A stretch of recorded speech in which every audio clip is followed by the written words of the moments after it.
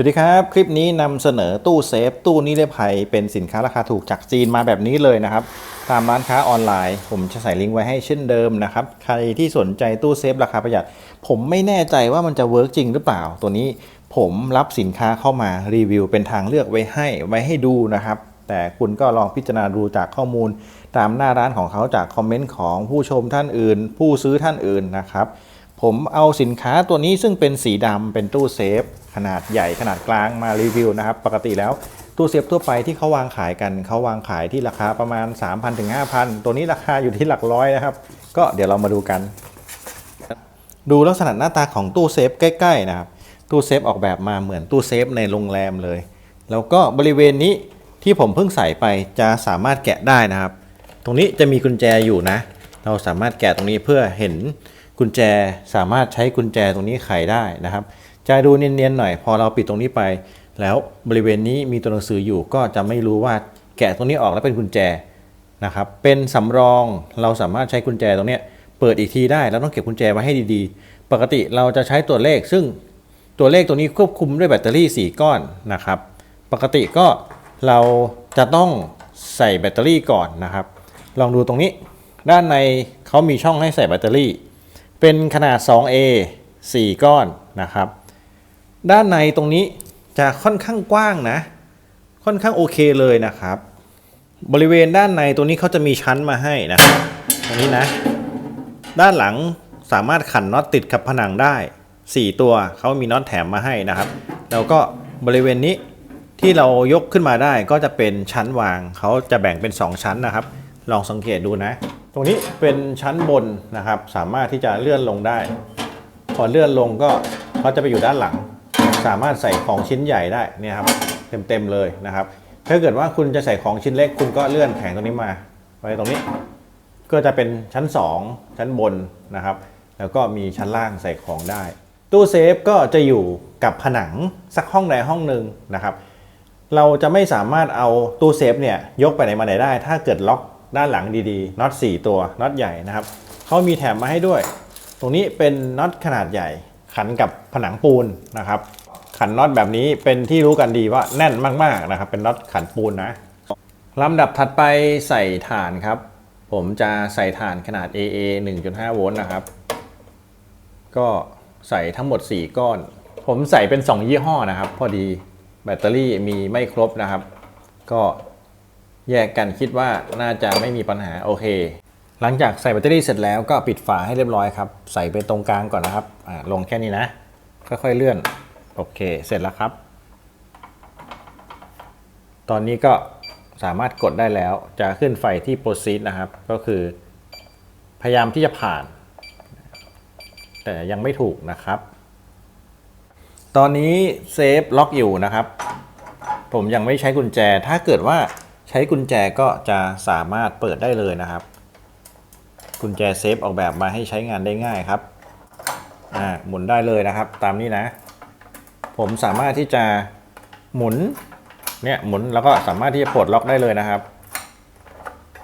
นี่ประมาณนี้อันนี้ล็อกอยู่นะครับเสียบกุญแจเข้าไปหมุนทวนเข็มนิดนึงผมสามารถเปิดได้แล้วนี่คือการเปิดเซฟ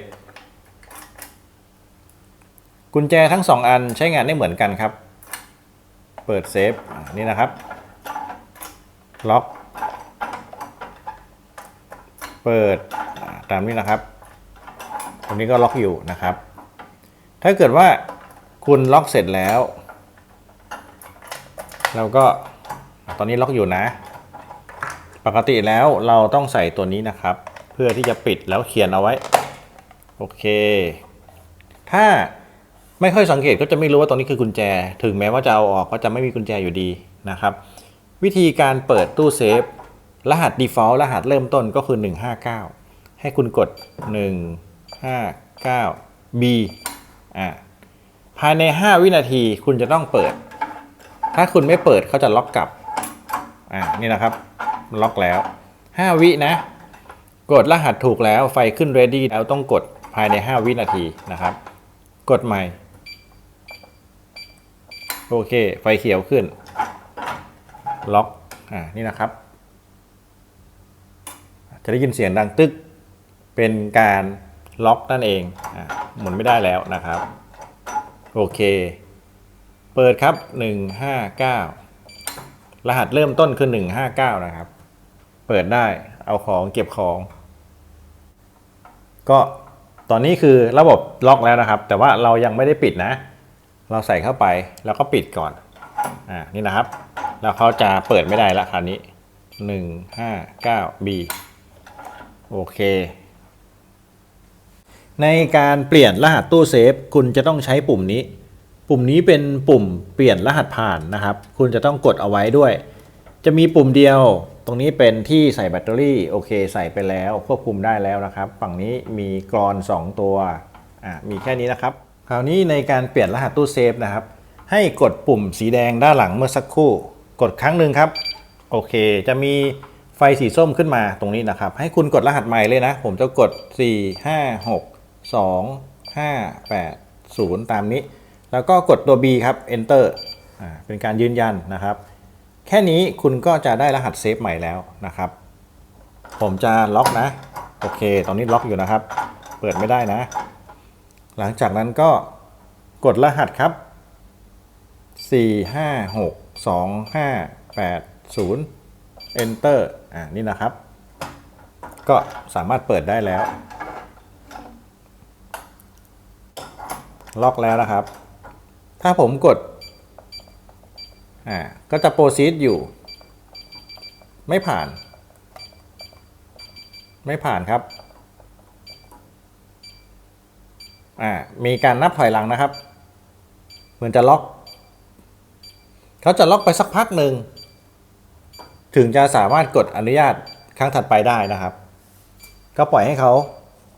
าดาวไปนะครับโอเคพร้อมกดใหม่แล้วกดรหัสครับ